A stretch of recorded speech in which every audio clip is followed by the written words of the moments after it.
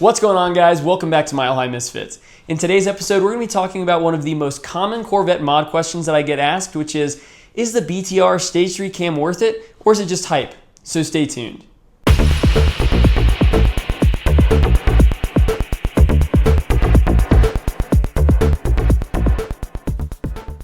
In this video, I'm going to break it down into a few sections. I'm going to go over the real cost, the supporting mods that you need, how hard it is to install, what it's like to drive, and who this cam actually makes sense for so you can decide if it's right for your build.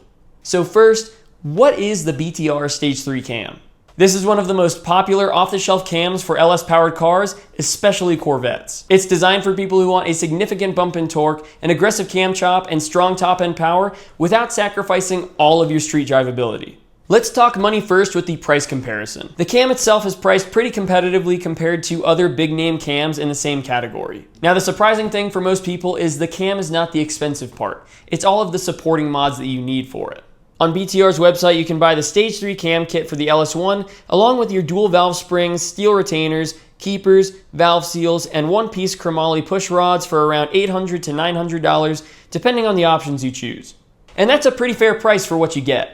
I actually got my kit last year from Michigan Motorsports on Black Friday for $792.89. But to complete this job myself, I spent a grand total of $2,368.77 for the parts, tools, and the tune. And that is every penny from start to finish. Next, we're going to talk about the required supporting mods. If you're thinking about a BTR Stage 3, you can't just buy the cam, throw it in the car, and call it a day. At a minimum, you're looking at the following. You'll need valve springs, push rods, trunnion upgrades, timing chain replacements, gaskets, and a tune. And I'd also recommend replacing your lifters, especially for higher mile cars.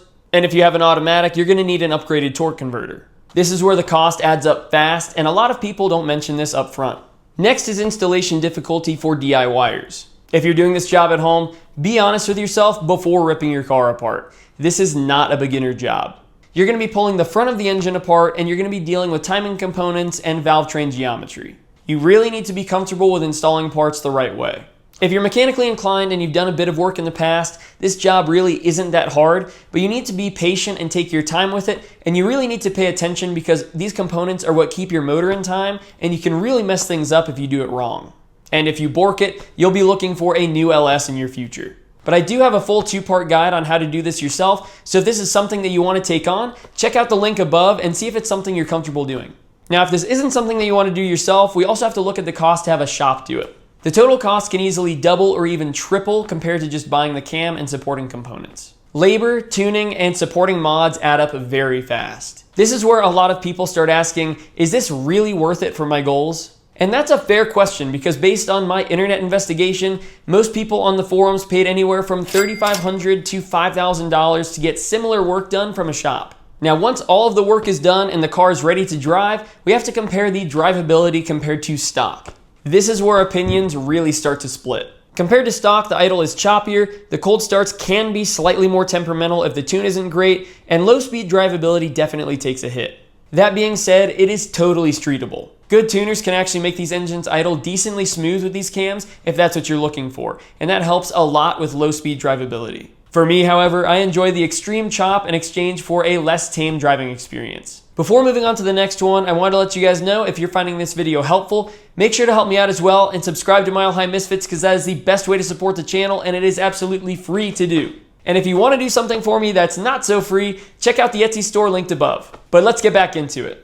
Power-wise, the gains are night and day. With the right supporting mods, the BTR Stage 3 delivers strong top-end horsepower and an insane torque curve. My car is a 1999 base model Corvette and it still has the stock LS1 intake and 853 heads. So those are restricting my power a bit for now until I save up a little bit more money for an upgrade. But even with those restrictions, this car put down 379 wheel horsepower and 391 pound-feet of torque. And if you want to see the dyno pulls, check out this video linked above. Now, unfortunately, I didn't get a baseline done on this car before the modifications. But from other baselines that I've seen from stock 1999 base model Corvettes, these cars usually put down around 290 to 300 wheel horsepower and 270 to 290 pound-feet of torque on the dyno. This means that after the tune with the mods that I completed for this job, along with the long tube headers and the exhaust that I installed, I made roughly 84 wheel horsepower and 111 pound-feet of torque. Again, these are just estimates because a true baseline wasn't taken, but these are pretty close values to what you can expect,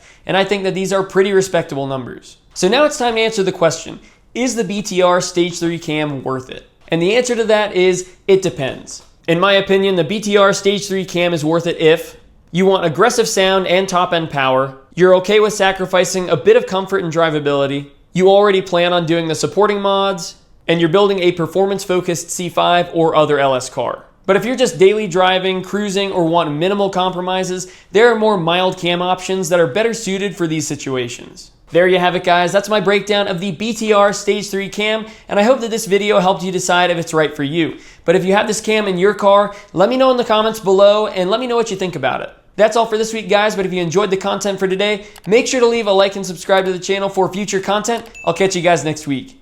Later.